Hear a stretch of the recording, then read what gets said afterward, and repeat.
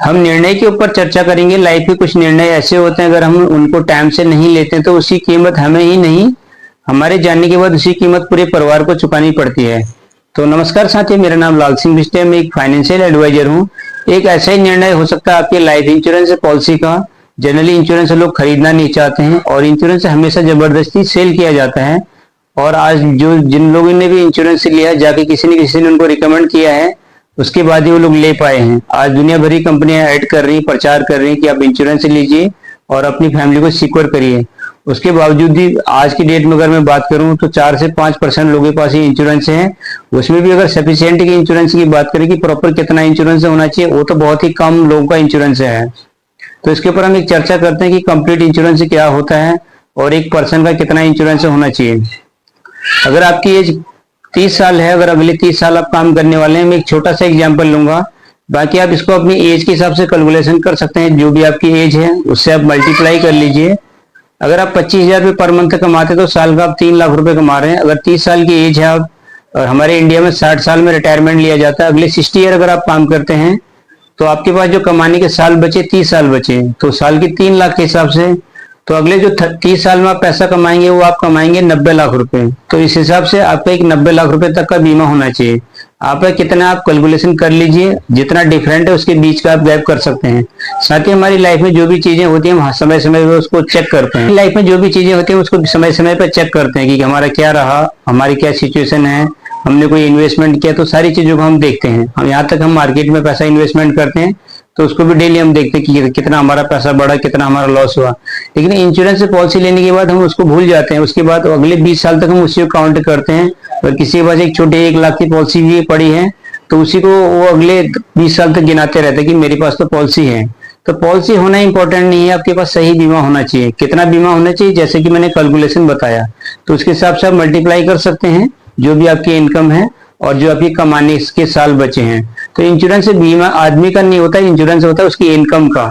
Insurance का मतलब है उसकी इनकम को सिक्योर करना। कल हमारी लाइफ में जो भी चीजें होती हैं उसको समय समय पर चेक करते हैं कि हमारा क्या रहा, हमारी क्या सिचुएशन है, हमने कोई इन्वेस्टमेंट किया, तो सारी चीजों को हम देखते हैं। हम यहाँ तक हम मार्केट में पैसा इन्वेस्टमेंट करते हैं तो उसको भी डेली हम देखते हैं कि कितना हमारा पैसा बढ़ा, कितना हमारा लॉस हुआ। लेकिन इंश्योरेंस से पॉलिसी लेने के बाद हम उसको भूल जाते हैं। उसके बाद अगले 20 साल तक हम उसी को काउंट करते हैं। और किसी के पास एक छोटे 1 लाख की पॉलिसी भी पड़ी है तो उसी को वो अगले 20 साल तक गिनाते रहते हैं कि मेरे पास तो पॉलिसी है। तो पॉलिसी होना इंपॉर्टेंट नहीं है, आपके पास सही बीमा होना चाहिए। कितना बीमा होना चाहिए, जैसे कि मैंने कैलकुलेशन बताया, तो उसके हिसाब से आप मल्टीप्लाई कर सकते हैं जो भी आपकी इनकम है और जो आपकी कमाने के साल बचे हैं। तो इंश्योरेंस से बीमा आदमी का नहीं होता, इंश्योरेंस होता है उसकी इनकम का। इंश्योरेंस का मतलब है तो इसकी इनकम को सिक्योर करना। कल के दिन कमाने वाला बंदा नहीं है, जो उसकी इनकम है वो एटलीस्ट घर पर आते रहे, वो बंद नहीं होनी चाहिए।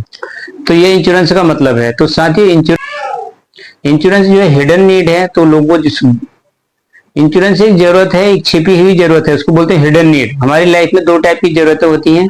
पहली है वो जरूरत जो हमें दिखाई देने वाली है, दूसरी वो जरूरत जो हमें नहीं दिखाई देती है, जिसे हमें महसूस कर सकते हैं या महसूस करवाना पड़ता है कि अगर आप नहीं है तो आपके परिवार का क्या होगा, आपके बच्चों का क्या होगा। इस तरह के इसके लिए हमेशा लोगों को रियलाइज कराना पड़ता है कि इंश्योरेंस कितना इंपॉर्टेंट है। अगर आप इसका महत्व नहीं समझ पाए तो इसमें हम एक वीडियो में आपको जो है डिस्क्रिप्शन में उसका लिंक डाल देंगे, उस वीडियो को आप देखिए। उस वीडियो को आप पूरा देखेंगे तो आपके डाउट से क्लियर हो जाएंगे। अगर आप वो वीडियो देखते हैं, उस वीडियो देखने के बाद जो भी आपके डाउट्स हैं 100% क्लियर हो जाएंगे, आपके पास फिर कोई ऐसा डाउट नहीं बचेगा। तो ये जो मैं बताने की कोशिश कर रहा था आप समझ पा रहे होंगे। तो कितना इंसान का बीमा होना चाहिए, कितना उसका है।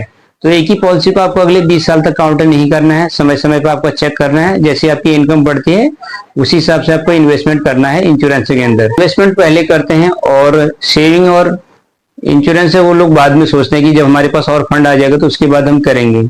तो साथ ही सबसे पहले आपको इंश्योरेंस करना चाहिए। एटलीस्ट अपनी कमाई का 50% आप इंश्योरेंस में डालिए, बाकी पैसा आप इन्वेस्टमेंट कर सकते हैं या जो भी आप करना है उसका कर सकते हैं। लोग चीजों को मिक्स करने की कोशिश करते हैं। हम LIC पॉलिसी की बात करते हैं, लोग कहते हैं कि रिटर्न कम है, पैसा बहुत कम है, इससे अच्छा मैं ये कर लूंगा, इससे अच्छा मैंने यहाँ लगा लिया तो मैं ये इतना कर लिया होता, इससे और इस कंपनी का मैंने शेयर लिया होता तो आज इस शेयर इतने रुपए का हो गया होता।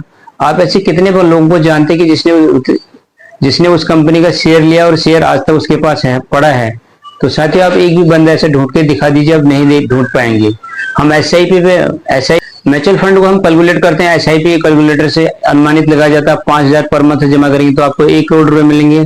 आप दिखा सकते हैं कि 5,000 पर मंथ जमा करके किसी ने 1 करोड़ रुपए कमाए हैं, आप नहीं दिखा पाएंगे। आप आपके जान पहचान में, आपके टच में, आपके फ्रेंड सर्कल में जो भी लोग हैं, देखिए कि उनका कितने दिन से एसआईपी चल रहा है, कितना उन्होंने कमाया और कितना उसने रिटर्न कमाया, वो नहीं बता पाएंगे आपको। शॉर्ट टर्म के लिए वो चीजें, क्योंकि वहां पे फिक्स नहीं है। कुछ लोग बोलते हैं कि म्यूचुअल फंड तो लॉन्ग टर्म के लिए है, पर आप म्यूचुअल फंड को लॉन्ग टर्म नहीं चला सकते हैं। आप एक भी बंदा नहीं ढूंढ सकते, किसी का, ज्यादा बड़ी बात नहीं करूंगा मैं, किसी का 10 साल से भी लगातार कंटिन्यू म्यूचुअल फंड चला हो और उसने विड्रॉल नहीं किया हो, नहीं मिलेगा ऐसा पर्सन। शॉर्ट टर्म के लिए 6 महीने के लिए, साल भर के लिए, 2 साल के लिए। तो लाइफ में कुछ नीड ऐसी होती है जो फिक्स होती है। जैसे बच्चे का एजुकेशन है 100% फिक्स है, उसको हम चेंज नहीं कर सकते हैं, उसको हम आगे पीछे नहीं कर सकते हैं।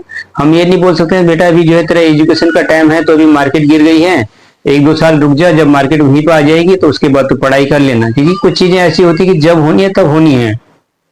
आपके बच्चे की शादी है, शादी के टाइम पे भी आपको क्या है, फिक्स रिटर्न चाहिए। कि कोई भी ये नहीं बता सकता कि मेरी लड़की है कि मेरी लड़की की शादी होने की संभावना है। लड़की है तो शादी होगी होगी, फिक्स गोल है वो, उसको हम पोस्टपोन नहीं कर सकते हैं। आपका रिटायरमेंट फिक्स है, उसको हम पोस्टपोन नहीं कर सकते हैं। अगर आपने कोई बाहर जाने का टूर बनाया, आपने कोई एसआईपी कर ली, चलो ठीक है जी, हम एक 20 साल की एसआईपी कर लेते हैं, 5,000 पर मंथ, 1 करोड़ रुपए आएगा, हम उससे फॉरेन टूर घूम के आएंगे। कल के दिन आपको 1 करोड़ नहीं मिला, 50 लाख मिला, 25 लाख मिला, 30 लाख मिला, 20 लाख भी मिला, कोई नहीं, आप विदेश नहीं जाएंगे, इंडिया घूम लेंगे, गोवा घूम लेंगे, तो कुछ फर्क नहीं पड़ता है। तो वो, लेकिन क्या होगा, आपके जो लाइफ के श्योर इवेंट हैं, जो होने उसमें फर्क पड़ता है। तो साथ ही उम्मीद करता हूं मैं जो बताने की कोशिश कर रहा हूं आप समझ पा रहे होंगे।